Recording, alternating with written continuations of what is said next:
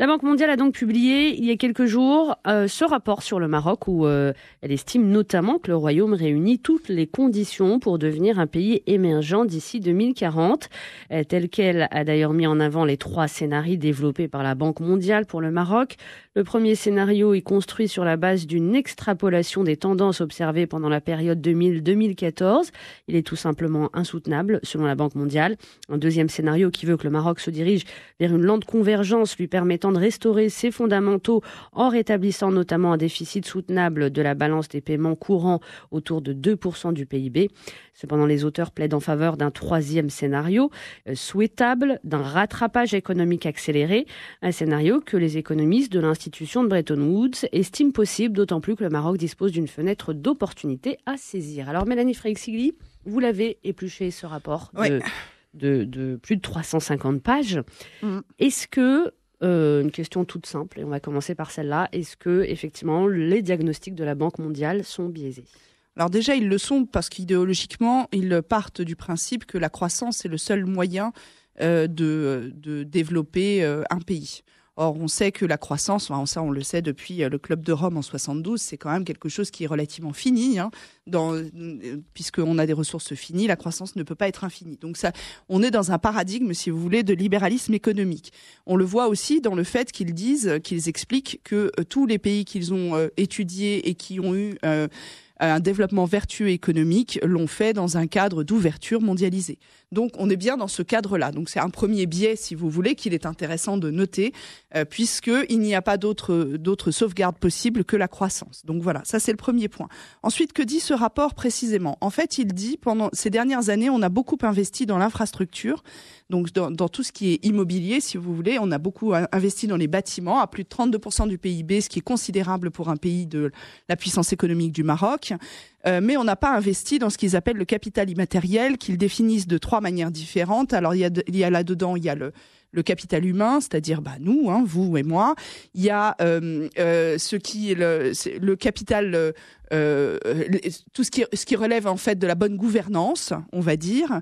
Et puis la troisième chose qui est plus difficile à déterminer, ce serait le capital social, qui est le taux de confiance qu'il y a dans la société, dans le fait que le monde va aller bien. Donc, par exemple, il détermine comme ça que 9 Marocains sur 10, quand on leur demande dans la rue, répondent qu'ils n'auraient pas confiance en quelqu'un qu'ils ne connaissent pas. Alors, c'est quelque chose qui est assez grave parce qu'effectivement, dans d'autres pays, effectivement, on aurait tendance à dire oui, pourquoi pas, pourquoi est-ce que je ferais pas confiance à un inconnu ? Donc, c'est ce qu'ils appellent le capital social. Ces 3 dimensions donneraient le capital immatériel. Et ils disent, au Maroc, on a investi dans les infrastructures, mais pas assez dans le capital immatériel. Et si on veut gagner en productivité, parce que le problème, c'est qu'on a un souci de productivité qui est très faible, si on veut gagner en productivité, il faut investir dans le capital immatériel.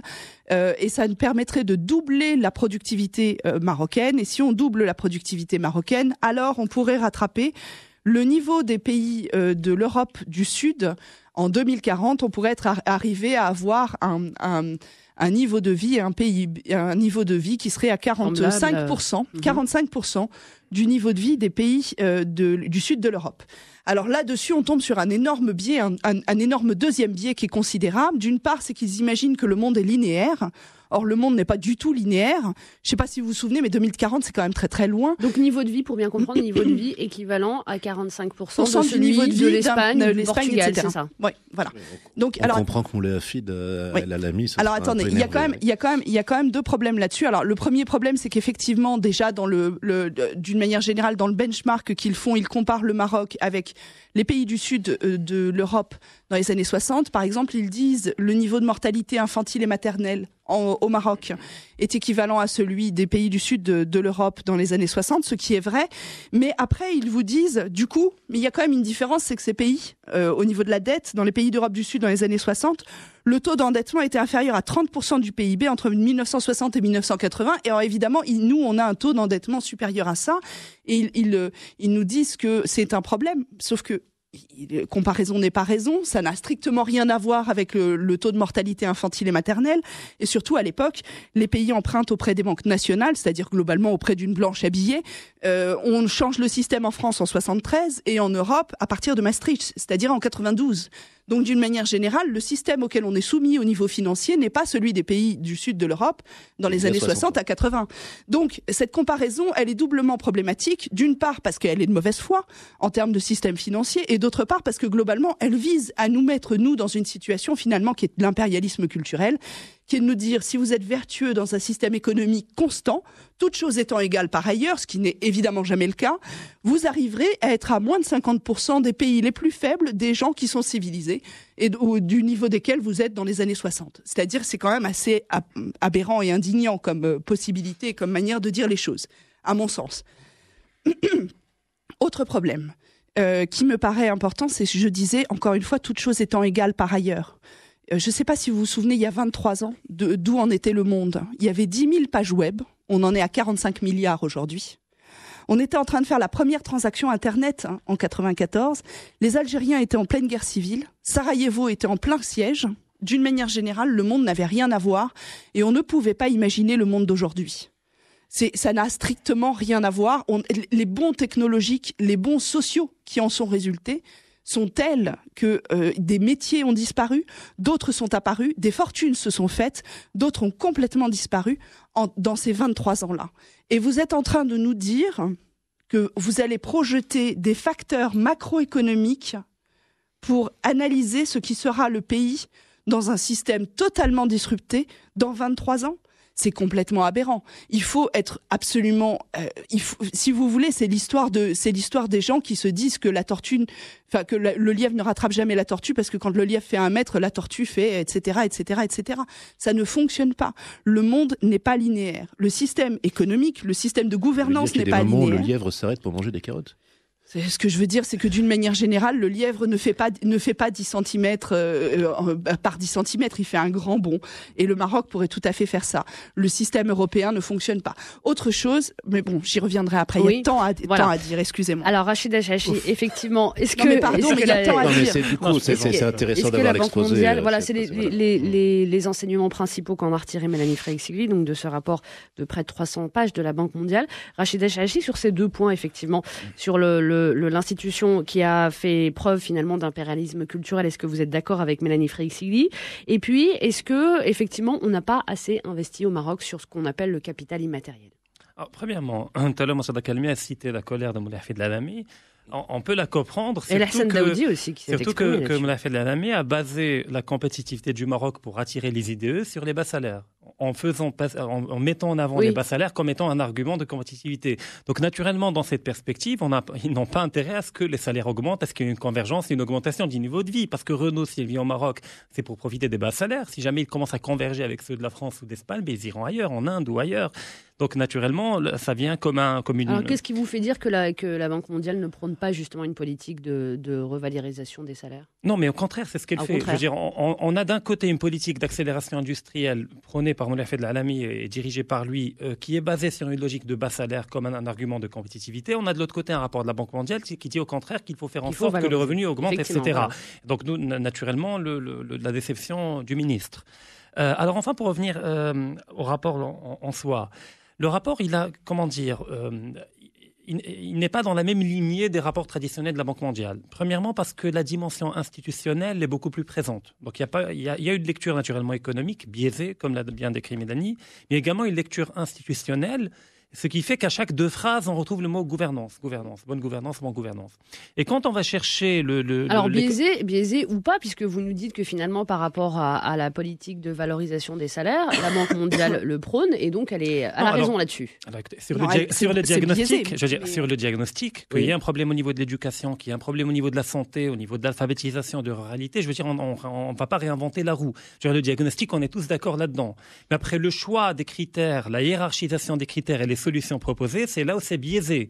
Et quand ils tentent de faire une lecture dynamique à travers une projection avec un lissage sur 30 ans, 40 ans, c'est tout simplement aberrant, effectivement. Mm-hmm. Et comparer 2 contextes socio-économiques radicalement différents, Mélanie en a parlé par rapport à la dette et le mécanisme de financement de l'État, où avant l'État pouvait se prêter à lui-même, ce que le Maroc ne peut pas faire depuis 2006, et le fait de mettre en rapport la dette avec la mortalité infantile, je veux dire, il y a des raccourcis qui sont voulus, je veux dire, pour aboutir au fait que le seul seul moyen dont dispose le Maroc pour rattraper son retard économique, et notez bien économique, pas technologique. Il ne parle pas de rattrapage technologique, mais de rattrapage économique, c'est-à-dire en termes de chiffres.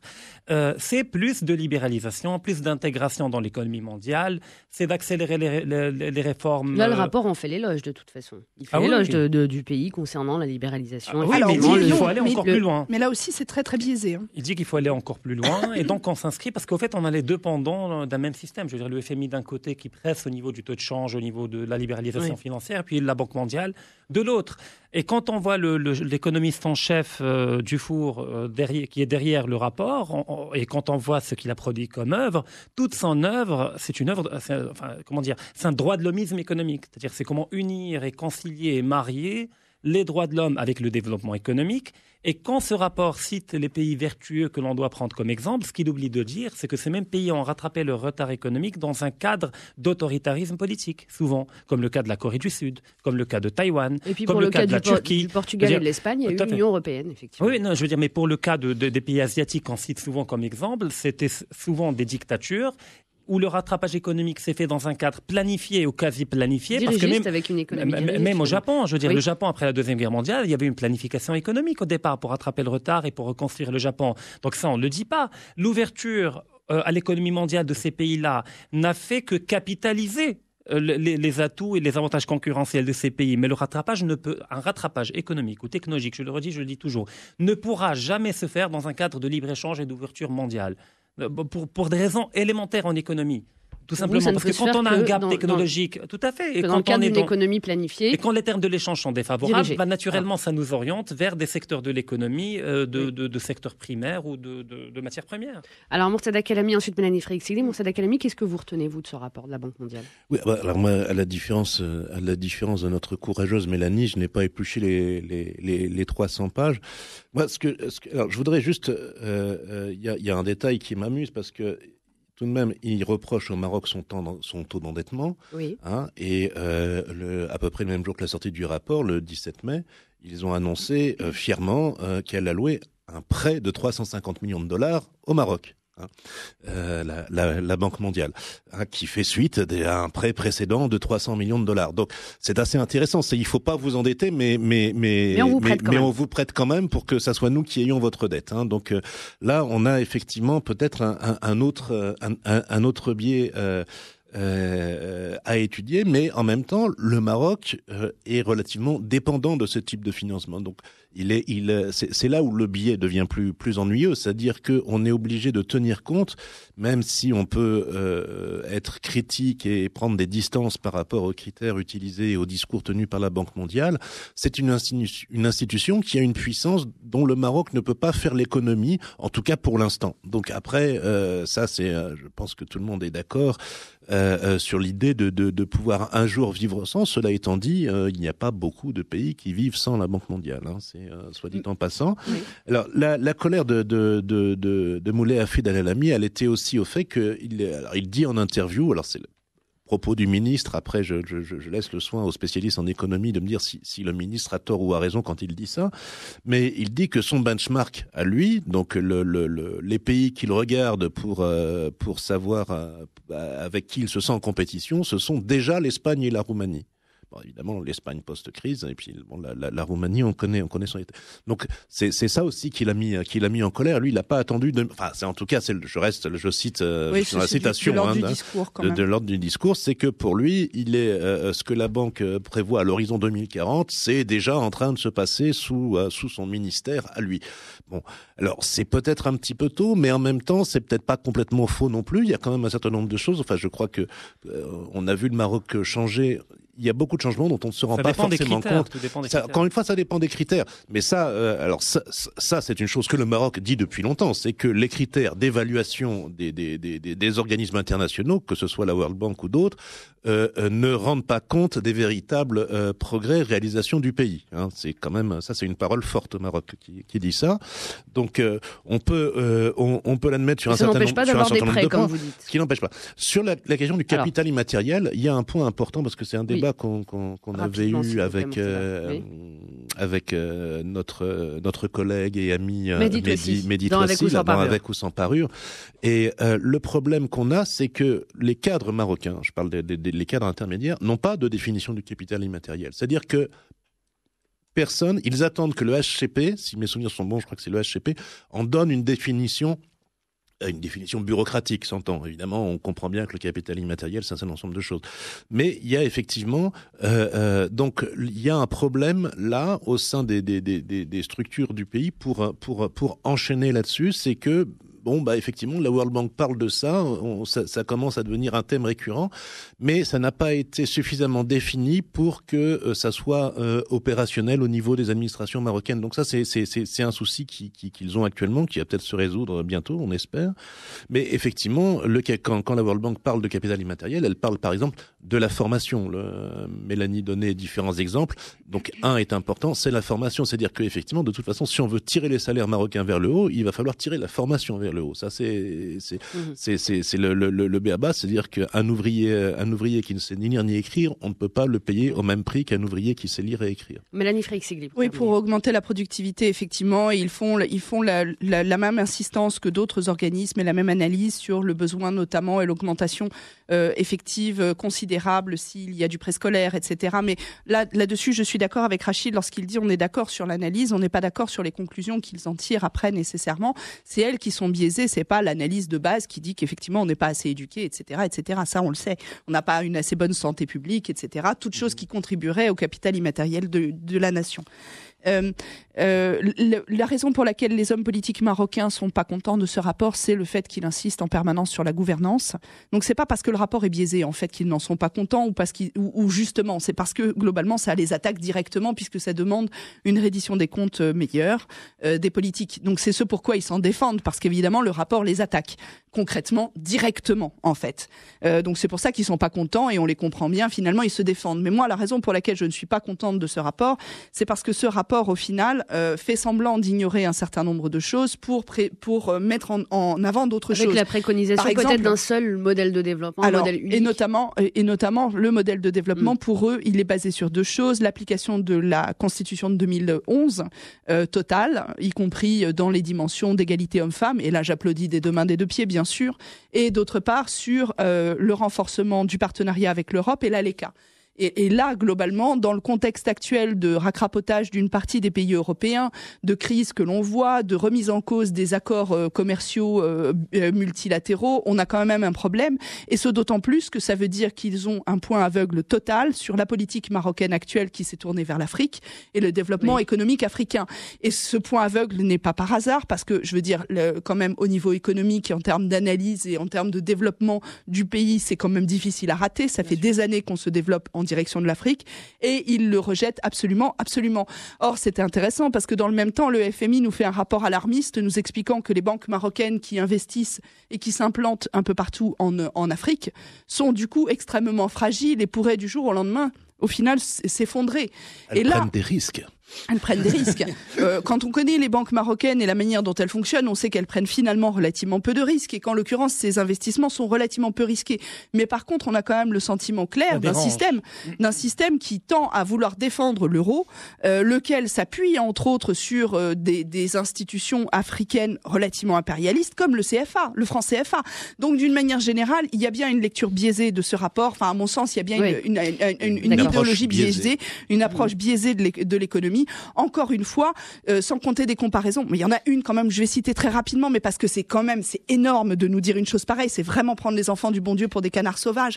Quand ils nous disent, on a fait une commission sur la croissance et le développement qui a analysé les caractéristiques de 13 économies ayant atteint une croissance supérieure à 7% pendant plus de 25 ans depuis 1950, et on a trouvé qu'il y avait 5 caractéristiques en commun. Le leadership et la bonne gouvernance solide, une participation active à l'économie mondiale, un niveau d'investissement et d'épargne élevé, des ressources flexibles en termes d'emploi et une politique inclusive orientée vers le partage des bénéfices de la mondialisation, une accessibilité des services publics aux démunis et une réduction des inégalités entre les sexes.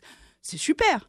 On se dit c'est formidable, mais dites-moi pas que c'est pas vrai. Depuis 1950, il s'est passé quoi ? Il s'est passé les 30 glorieuses, c'est-à-dire un moment où globalement on avait des ressources flexibles en termes d'emploi, c'était le minimum. On avait des ressources en règle générale. Et quelques plans Marshall. Quelques plans Marshall. On avait la guerre froide. Une Europe à reconstruire. On avait la guerre. On avait une Europe à reconstruire. On avait la guerre froide aussi qui justifiait de mise en place de ce que l'on a appelé depuis peu de temps et depuis l'effondrement de l'URSS des États-providence. C'est-à-dire que concrètement une politique orientée vers le partage des bénéfices avec des services publics aux démunis. Mais si aujourd'hui on voulait mettre ça en place aujourd'hui, on nous dirait on n'en a pas les moyens, ça coûte trop cher.